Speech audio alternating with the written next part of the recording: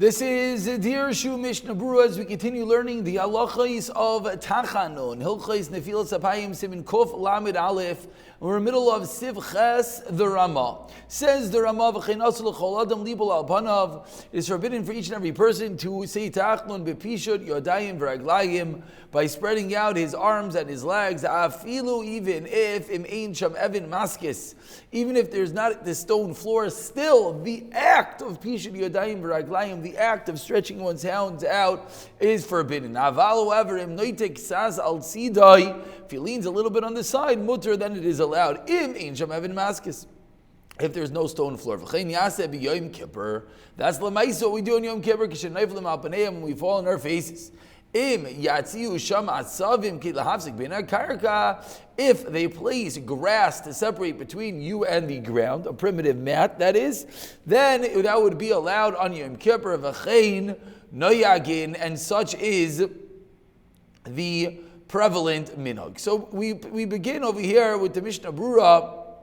Where did the Mishnah Berurah go? There the Mishnah Berurah goes. Says the Mishnah Berurah, we are in the Ramah, we are in Sif Katan Mem, V'chein Aser, and so too it is forbidden V'chulu. Akdim Akdama Ketara K'teishi Yitzbar Eitiv, says the Mishnah Berurah, being the incredible Rebbe that he is, I'm going to give a little Akdama, a short introduction to explain what's going on, so it'll be clear. Do not place a stone ground to bow down onto it. What does that mean?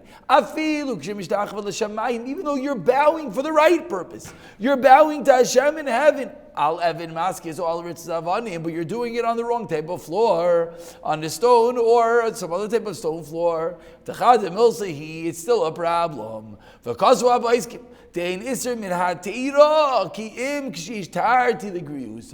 Paiskim, this Isser, this unique Isser of bowing on the stone ground is only when there's two negatives. What does that mean? When you bow down with outstretched arms and legs, and only on a stone ground. However, aval derech kida, but if you're doing kida, dahainu shenoifel al panav, you're falling in the face ala ritzo beloy bishi yadayim reglayim.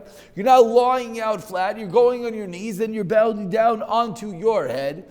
Oyim bishi yadayim reglayim shaloy al ritzavanim, or you're bowing out fully, but you're not on a stone floor. Then asarak midivri seven isser is only midrabanan. Why? They made this gzira of kida. Again, kida in our minds is that which we do on Yom Kippur. We go on our knees, then we put our faces to the ground. They made a gzira on that, even though the real isser is ishtacha avaya. V'shalaya al ritzba, atu ritzba. They also made a gzira, even if you're not doing it on a stone floor, but you're doing full out prostration, ishtacha avaya, is also usher due to if you were to be on a stone floor. Aval, however, em hayatarti l'mal. But let's say you take care of both of the problems, which would be how? Dahainu, number one, derech kida. You don't fully fly out loud, lie down. Rather, you do kida. You put your knees to the ground and then you put your face. But your whole body is not on the ground. And number two, it's not on the stone floor. Loi gazu rabbanim. There is no issa derabbanim. And similarly, derech kida al ritzos avanim. Similarly, if you are bowing on a stone floor, it's a full bowing. The hainu shanot excess. See that you're leaning a little bit on your side. Or if you are actually fully lied out, for shloyal ritzos, you're not on the ground. The not excess. See that you're lying a little bit on the side. That as well would be allowed. So now that we have that introduction of the Mishnah Berurah, he says, let's now understand the words of the Ramah. The Ramah says, what does that mean? And how? Just like we saw yesterday, that for an Adam Chashav to do real Nefilas Apayim is forbidden, because people are going to say his tefillah wasn't answered. I feel bloy having maskis, even not on the stone ground. Kinachas, so to here. El Desham, Asar, I feel derech kida, there everything was Asar. V'halchein Asar rak derefka, derech visha yadayim v'raglayim, only full out lying down on the ground is what is forbidden. However, if Kodim Memal, V'mein Shem Evin Maskis, so Avanim, it's not a stone ground. Or if it's a stone ground, the derech kida is Asar. Only if your face goes all the way to the ground. But if you're bowing by davening, it's still going to be mutter, says the Mishnah Berurah. Asura de Evan, stone ksiv. Ulevena lav evenu. It's a type of ground, but it's not actually a stone, it's brick. Then it's I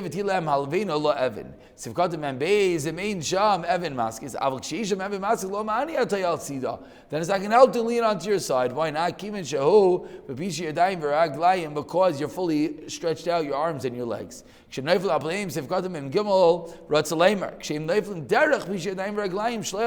the ground, then you have to lie to your side. And similarly, if there is a stone floor, you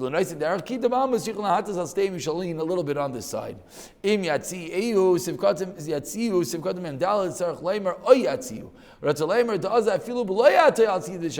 moti without leaning on the side, which they have on him.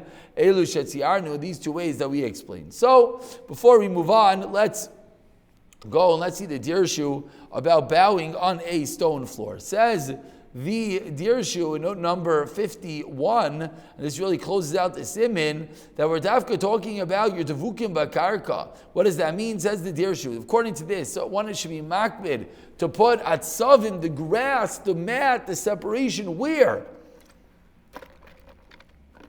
This is somewhat of a common issue.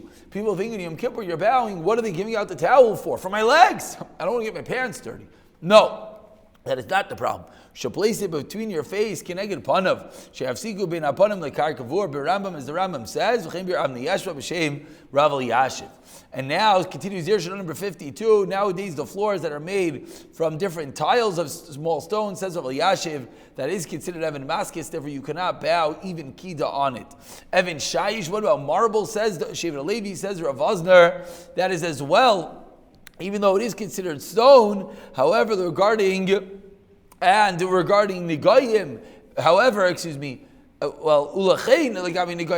it's not called a stone. With regard to the Isra, words of an Evan Maskis, it is Aser, and therefore one should not bow directly on it. You should put a mat or something in between you and the ground. And with that, we begin Siman Kof Lamid Beis, in which the Mechaber coins Dine Kedushas Uvalatzion. The halachas of the Kedusha of Uvalat Zion, says the Mechaber. Metargamina Kedusha of Uvalat Zion. We explain the Kedusha of Uvalat Zion. You have to be very careful, you have to be careful to say it with Kavana. Says Rama, does a Yachid say Uvalat Zion? Dina Kedin Kedusha Shabi Yaitzer. Same thing as Kedusha of Yaitzer, which is the Kedusha before Shema, which a Yachid does say, Kedusha Shabi Targum Yachid Aimer, V'loi Shnayim, one and not two. And with that, we're going to stop over here, and we're going to go straight to the Mishnah Berurah. Says Mishnah Berurah, Sivkat and Aleph Mitargamina, we translate the words of Kedusha and Avalat Tzing Kedusha Vinu Akal, so everyone can understand. Bekavan, Tarmina Bigamara Miyon Shachar Rebbe, Samig Mabink Alma Kai Kedusha Desidra. The world is sustained by Kedusha Kishamaskirim Dabra when you remember something. Yesh Lahachris Kaidim Shemaskal Sheikhsir Leimer Ashrei. Before the Sheikh Sira begins the Asher, you should announce Lo bin Asher and Itseach. Kolshki Mishasha Emrin Akol Asher. I see the Kedusha. She's about the days they Kavana. It's going to mess with the Kavana. So if you have to make an announcement, you make a prior, not during.